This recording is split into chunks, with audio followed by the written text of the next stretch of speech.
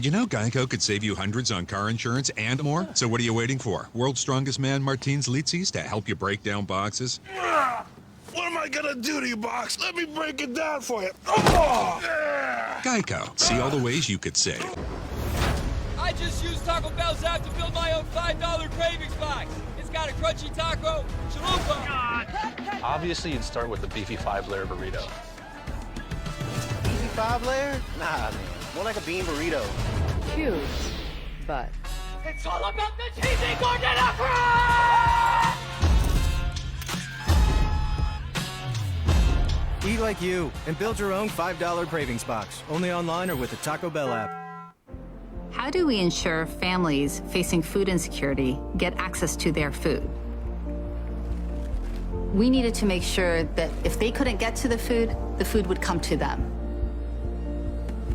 We can deliver for food banks and schools. Amazon knows how to do that. I've helped deliver 12 million meals to families in need. That's the power of having a company like Amazon behind me.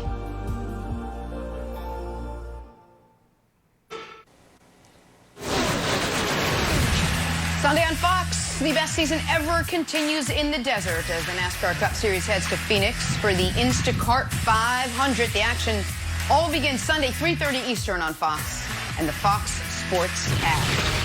Take a turn, time for But First. Brandon, you love Travis Etienne showing off his speed. Yes, Mo Wells, the best trainer in the world. You birthed another baby, Travis Etienne.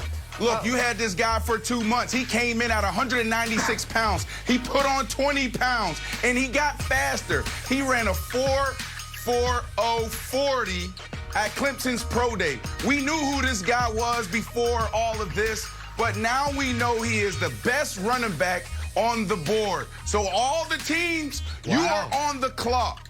Great job, Mo. Great job, Travis. That's awesome. Hey, guys. Listen, a lot of people consider me a LeBron James fan. I don't know if that's fair or not, but I'm going to have to reconsider. If he continues to be so incredibly selfish, I don't know if you guys saw the quote yesterday where he's talked about ramping up for the second half of the season, doesn't plan on resting, and said, quote, "It's go time for me." LeBron, you're the best player in the league. You've been the best player in the league for almost 15 years. You're the best player ever. You've been the best player ever for about 5 years. It is so overwhelmingly selfish to set the precedent for other NBA stars that you should actually play nearly every game. Think about how Kawhi feels. Can you imagine what Kyrie and Harden and KD, when they see this from the Nets, are like, really, LeBron? Like, LeBron, at some point, you've got to think about others. And you've got to think about what's best for your other stars who aren't into this whole playing every game type of thing. And I wish someone would get LeBron's ear about that, because I think it's a bad look for him personally, Wilds. Just me. I agree. I like it. I'm going to take it. I didn't want to say anything because you guys always give me a hard time, but Myles Garrett and I have been working out for the last couple of weeks. I mean, over Zoom, obviously. Like, he does a workout, I do the same one. I do a workout, he does the same one. So Myles is like, "Oh, Jenna, how about an old upside-down inverted row?" And I was like, "Myles, it's a good move. I like the move. I think it's impossible to do. I don't think I'd ever be able to do it, so let me at least try." So I got out there and like, it's not a big deal. Goodness. It's an upside-down inverted... It's just an inverted row hanging upside down. It's not that big of a deal. And listen, I didn't hear back from Myles. I worry I may have hurt his feelings. Don't be, buddy. Like, we're all going into next season on the same level. What you do your thing well. I do my thing well. We'll continue to train. No hard feelings. I just wanted to put it out there and say it just like that, Wilds. It just, See, now everyone knows why I say that Jenna is the best athlete on our show. This is why I say that. Because you're a liar. I'm flattered.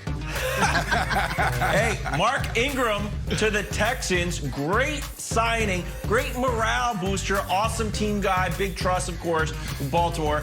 Had a little yard under 300 yards last year. Went for 299, 2 TDs. Now, here's how he can fix the Texans to add some morale booster. One of those TDs was against the Texans. And as a celebration, he kicked the Texans logo. So, if there's ever any sort of, like, trouble in Houston, turn to Mark Ingram. Like, guys, are you frustrated? Don't keep it inside of you. Here's a logo that we've installed in the locker room. Kick it. Get all your frustrations out. Get out there and have a good game. Great signing by Mark you Ingram would find and the Houston this. Texans. Blammo. Boom. Only I love you. it. The reverse roundhouse. Time for drawing a blank. Nick, your Kansas City Chiefs making a couple moves yesterday. They released former #1 overall pick Eric Fisher and fellow starting tackle Mitchell Schwartz. But Brandon, I'll start with you. The Chiefs releasing 2 offensive tackles should have quarterback Patrick Mahomes feeling blank. Ooh, Nicholas. Unprotected. Bro, you saw what happened in the Super Bowl. You guys have no chance when you have no protection. You literally have no offensive line. I know they're talking about their left tackle and the right tackle, but, bro, there's no center, there's no guard. Like, these guys that suited up for you guys somehow, some way last year are now gone. They're a free agent, restricted free agent. There's a massive problem in KC.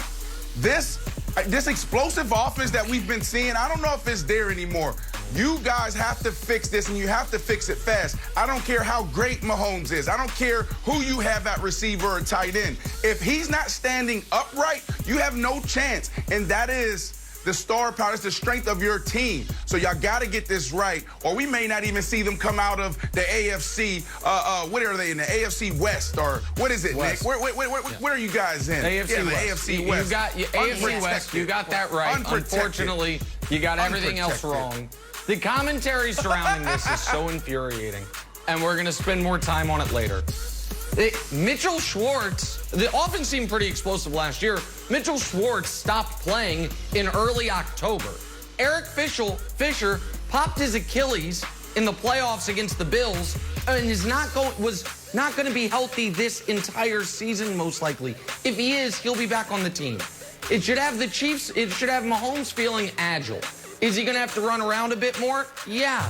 But that worked for them all year until they ran into a dominant defensive front in Tampa. We would be foolish to act like other teams can duplicate what the Bucs did when we've spent the last 2 months talking about how special Todd Bowles and that Bucs front 7 are. Luckily, he's agile and the best quarterback in football, so he'll be fine and they'll get it figured out. But the commentary surrounding this is it's already driving me crazy, Wiles. These were 2 injured players. They're injured. That's why they're gone, because they're not going to play football anymore. Okay. But we can talk more about it later. He'll be fine. Okay, he'll be fine. Will Ferrell meme. I don't believe you. I went meme-tastic for a few of my favorite memes, Nick, while I was thinking of you when this news broke. The first one, the old Colts play. Oh, new play for offensive line protection from Mahomes. Fantastic play, one of the greatest plays of all time against the Patriots, of course. We got another one from your favorite game, Nick. Oh, good Photoshop here by Jared.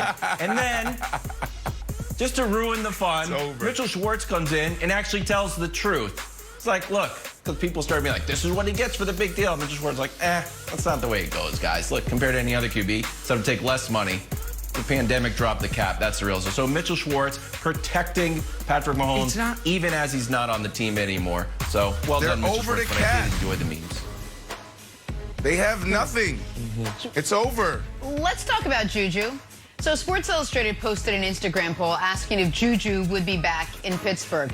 Guess who voted, among other people? Juju. Juju picking the option that he would not be back with the Steelers. So, Brandon, let's play it out. The quarterback that could benefit most from Juju is blank. Well, probably Big Ben, because of the familiarity that they have between the two.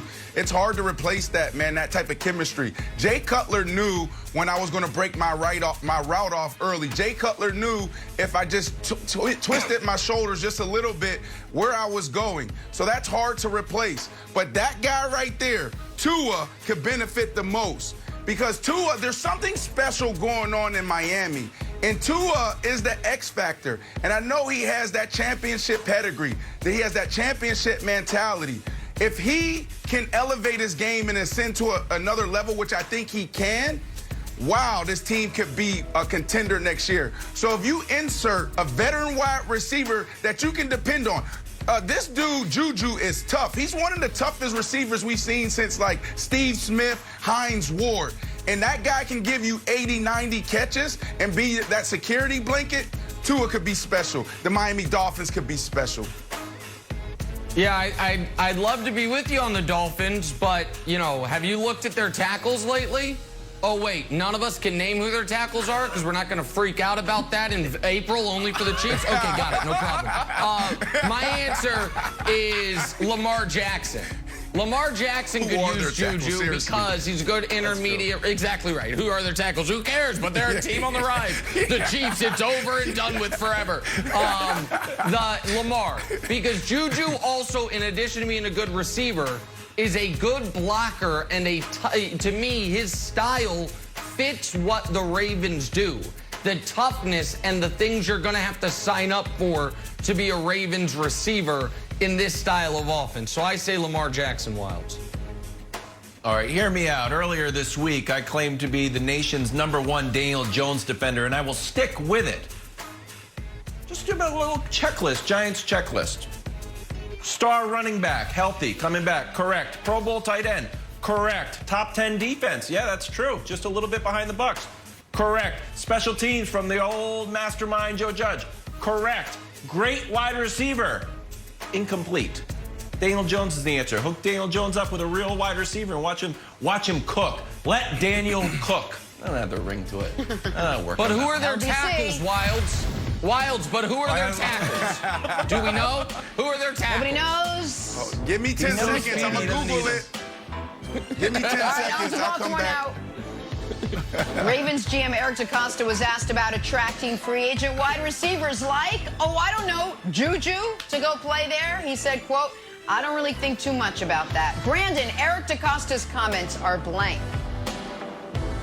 This is a fake out. This is one of the reasons why I didn't have a smooth entrance into the NFL the first 3-4 years, is because I couldn't deal with the politics.